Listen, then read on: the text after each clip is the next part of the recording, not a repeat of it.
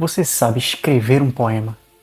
Eu sei que não é um assunto muito comum que eu venho trazendo aqui, mas recentemente eu li um poema que mexeu muito comigo. E eu decidi trazer ele aqui como exemplo, para mostrar para vocês um belíssimo poema, feito por um autor contemporâneo. E o poema se chama Imitação. Já ouviu falar nele? Então vem cá para eu ler com vocês.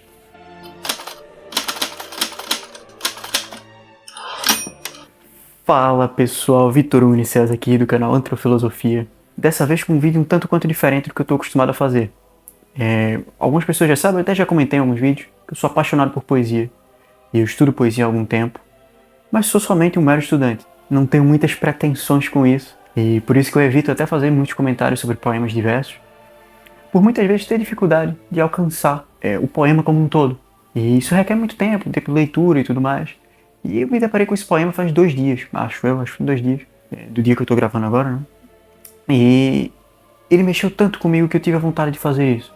Eu tive a vontade não de analisá-lo, por assim dizer, mas de comentá-lo, fazer um comentário sobre a estrutura, sobre o que foi abordado nos versos. E com isso trazer para vocês isso. Acho que é uma forma que eu tenho de mostrar, de ajudar quem quer entender melhor como ler um poema, ou como escrever um poema até, os artifícios que você pode utilizar e assim por diante. E antes de eu começar a leitura, eu vou ler o poema com vocês, depois vou fazer esse comentário, mas antes de começar, eu quero dizer que esse poeta que eu vou ler agora é um poeta contemporâneo. Ele chama Pedro Lucas Rego, e ele, junto com outros 2 poetas, possui um projeto maravilhoso na internet, chamado Logopeia. Vocês vão encontrar ele no Instagram e o site deles também. E eles agora estão com um curso voltado para a introdução da poesia, e que ajuda pessoas a entenderem melhor um poema, entenderem melhor como ler um poema e, consequentemente, como escrever também. Eu vou deixar o link aqui na descrição e vocês não precisam acreditar em mim que esse curso é bom ou não. Eu confio muito no trabalho deles. Mas depois de eu comentar esse poema aqui, eu tenho certeza que vocês vão entender o porquê. Antes de tudo, do ouro e do barro, sob o tédio do mar estático, afundava o braço, acariciava a terra, que entre os dedos se espremia, que em colunas subia, ficava. Algumas porções eram ilhas, outras continentes. Antes do ouro pensou no brilho, e à medida de seus olhos inventou o sol. O mormaço roçando a superfície, as coisas tomaram cor. A textura agora azul, manta do astro de ouro. A novidade envelhecia, sol e chuva sucavam a pele barrenta. No continente cresceu uma verde pubescência, como se escondesse as marcas do tempo. Mesmo com um sopro, o movimento rareava. No primeiro ato do primeiro pássaro no céu baixado, mergulhou, de pelúcia. Não sabia que águas...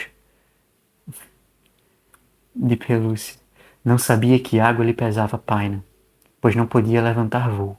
Virou bicho do mar. Dos bichos terrestres, um bípede carregava forma e a fagulha. A mão cariciava a terra, brotavam tubérculos. Da faísca de sua testa despertou o fogo. Foi depois do fogo que a noite encurtou. Do sono extinto restou o tédio.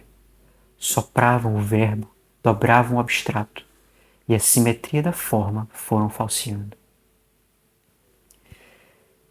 Esse poema, primeiro, perdão pela leitura, não sei se eu consigo declamar bem, mas eu tento. Pelo menos tento transmitir o que é que as palavras dizem, o que é que as sílabas falam. Mas a primeira coisa que me chamou a atenção nesse poema é uma coisa engraçada, porque quando você vai fazer um comentário, acho que é até Ezra Pound que fala disso, que o ideal é você começar pelo conteúdo e não sobre a forma. Porque a forma é uma consequência, o conteúdo é a essência da coisa. Porém, o que mais me chamou a atenção, eu estava fazendo um exercício de cavalgadura. Para quem não sabe, cavalgadura é quando um verso ele cavalga para o verso seguinte. Okay? Em francês, algumas pessoas chamam de, em português, utilizando a palavra francesa, de enjambement. Eu não sei pronunciar, tá? Essa cavalgadura é justamente, às vezes um verso ele começa na linha e termina na mesma linha. Mas quando ele não termina na mesma linha e termina na linha seguinte, no verso seguinte, isso é uma cavalgadura, ok? E ele usa muito isso, e ele usa de uma forma fabulosa, que me fez lembrar muito um poeta cearense chamado Gerardo Melo Mourão, principalmente num poema chamado Os Anjos. Isso me chamou a atenção. Vocês viram que eu não me aguentei, eu até ri um pouquinho na parte do de pelúcia, porque foi justamente aí que eu travei na primeira vez que eu li, porque isso me chamou a atenção demais. Muita atenção, mas eu vou chegar lá. Vocês viram que o poema que eu coloquei aqui tinha uns 7 cards, né? 7 criativos, que foram o que eles utilizaram na página deles no Instagram. E eu decidi copiar eles aqui, para facilitar a leitura que vocês me acompanhassem. E vocês perceberam que isso foram 7 cards, ou seja, o poema está dividido em 7 seções. É nítido, deu para perceber que o poema trata sobre a criação, não é? A criação do mundo. E o mundo foi feito em 7 dias, biblicamente. E o poema está dividido em 7 seções. E uma coisa que eu achei muito mágica é o como ele conseguiu trazer todos os elementos, ou muitos dos elementos primordiais, como essência do poema. Você tem a água, os 4 elementos, a água, o fogo, a terra, o ar. Você tem o próprio elemento úmido, o barro, você tem o barro, você tem o verbo. E tudo isso está presente num poema. Eu até esqueci de contar quantos versos tem, mas o poema é pequeniníssimo. 37, 38, 40. Um poema curto, que tem 40 versos, mas que são 40 versos extremamente curtinhos. Alguns só com uma palavra. E tudo isso está dentro dele. E de uma forma belíssima. De uma forma muito bonita. Eu queria dar logo os parabéns aqui ao Pedro, que eu já falei com ele, até mandei uma mensagem, mas, cara, esse poema tá maravilhoso. E realmente mexeu muito comigo. Não é à toa que eu tô gravando esse vídeo. Eu não tencionava gravar vídeos sobre poesia aqui, pelo menos não sobre poesia de outras pessoas. Eu até pensei em comentar alguns poemas que eu mesmo escrevo, só por ser meus mesmo, não sei. Mas eu decidi começar com esse. E já diz muito do que realmente ele mexeu comigo, o quanto ele mexeu comigo. Na primeira sessão, é engraçado, eu tô acompanhando aqui, tá, com o celular. Uma das coisas que mais me saltou aos olhos foi justamente deixar o ouro e o barro, principalmente o barro de fora, e começar pelo sucavam, pelo tédio do mar estático. Afundavam o braço, cariciava a terra. Isso me dá uma sensação de quando você está moldando o barro, sabe? Eu não sei se vocês já brincaram com barro, ou até com uma pizza, vocês já fizeram uma massa de pizza e que você vai sovar a pizza. Pronto. Acho que Deus é um grande pizzaiolo. e essa sensação de você estar mexendo na massa, ela perpassa essa primeira sessão e que me chama muita atenção. O uso do ficava. As colunas subia, ficava, sozinho, isolado, ficava, solitário, nesse início de tudo. Algumas porções eram ilhas, outras continentes. Essa segunda sessão, eu considero a sessão mais bonita. A minha favorita é a quinta sessão, eu vou chegar lá. Mas só esse início aqui dessa segunda sessão, que diz: antes do ouro pensou no brilho, e à medida de seus olhos inventou o sol. Porra. Desculpa o palavrão, mas cara, é brincadeira isso. O mormaço roçando a superfície, as coisas tomaram cor. Você percebe a imagem se formando. Foi até uma coisa que eu comentei com ele, é a concisão das imagens, que elas são concisas somente nas palavras, mas elas não são concisas quando a gente lê. Ela é vasta como um mundo, sabe? Você tem a criação do sol, o mormaço roçando a superfície, e a textura agora azul. Manto do astro de ouro. Manto do astro de ouro, o céu. O céu azul. Criou o sol e o sol criou o céu azul, que é o manto do astro de ouro. Isso é muito bonito. Sério, isso é muito vasto. A imagem que isso fica na nossa cabeça. Para quem já estudou poesia, um pouco que seja, certamente sabe a diferença entre logopeia, melopeia e fanopeia. Se vocês não sabem, no curso que esses caras estão fazendo, a logopeia, que está aqui na descrição, eles vão tratar sobre isso. Isso aqui é justamente esqueci. A fanopeia, por assim dizer. Como o próprio Pound diz, algo como o espelho das imagens na mente de quem lê. Espelhar as imagens na mente de quem lê. Alguma coisa assim. E isso é belíssimo. Sério. Eu estou fazendo um comentário relativamente rápido sobre aquilo que eu realmente gosto muito. Mas isso é um poema que dificilmente termina assim em 10 minutos. Dificilmente eu conseguiria falar sobre ele, sobre tudo que nele existe. E dificilmente eu iria querer falar sobre tudo que nele existe. Para não estragar também a nossa leitura, não é? A vossa leitura. No terceiro ponto, a novidade envelhecia. E aí é engraçado. Se você pensar em religiões primitivas, as religiões mais antigas eram sempre pautadas em coisas da natureza, em elementos naturais. E o Sol costumava ser sempre o topo da vida, aquele que traz vida. O Sol Invictus, para uma época no período romano. Então o Sol sempre foi o Tupã, acho que era Tupã, não é? Na mitologia tupi-guarani. Posso estar bem errado, mas acho que é. O Deus do Sol sempre está presente. O Deus do Sol é justamente o primórdio, a vida, e nessas religiões. Ele fala no início, antes do ouro, antes do barro, antes do verbo de sequer, o mar estático. Depois ele cria o Sol. Depois o Sol cria o céu azul. E o céu azul cria o verde na terra. Uma coisa vai criando outra, vai criando outra, vai criando outra. Cada dia uma coisa diferente, cada sessão um elemento diferente. E essa terceira justamente, o continente cresceu na verde pubescência, como se escondesse as marcas do tempo. Outro elemento que é aqui encaixado, o tempo. A gente começa a ver as coisas criando umas às outras e a gente começa a sentir o tempo passando. Sem ele necessariamente precisar falar sobre o tempo. A gente sente a evolução das coisas, quando tudo vai mudando, em pouquíssimas palavras, em pouquíssimos versos. Isso é magia, tá, gente? Isso é a magia da poesia. Isso é o que eu falei no primeiro vídeo. Quando eu falo sobre o objetivo da arte, causar sensações sem ser de forma vulgar, é isso aqui. É isso aqui. E aí vem a quarta seção, o ar. Mesmo com o sopro, o movimento rareava. Você tem o ar e o tempo. E além do tempo, a causalidade. As coisas vão rareando. E vão se fazendo. Vão sendo construídas aos poucos. No primeiro ato do primeiro pássaro, no céu baixado, mergulhou de pelúcia. Essa cavalgadura aqui foi que me chamou a atenção. Você pode ler, mergulhou de pelúcia, não sabia que a água pesava a paina. Ou você pode ler, mergulhou de pelúcia, não sabia que a água pesava a paina. Percebe?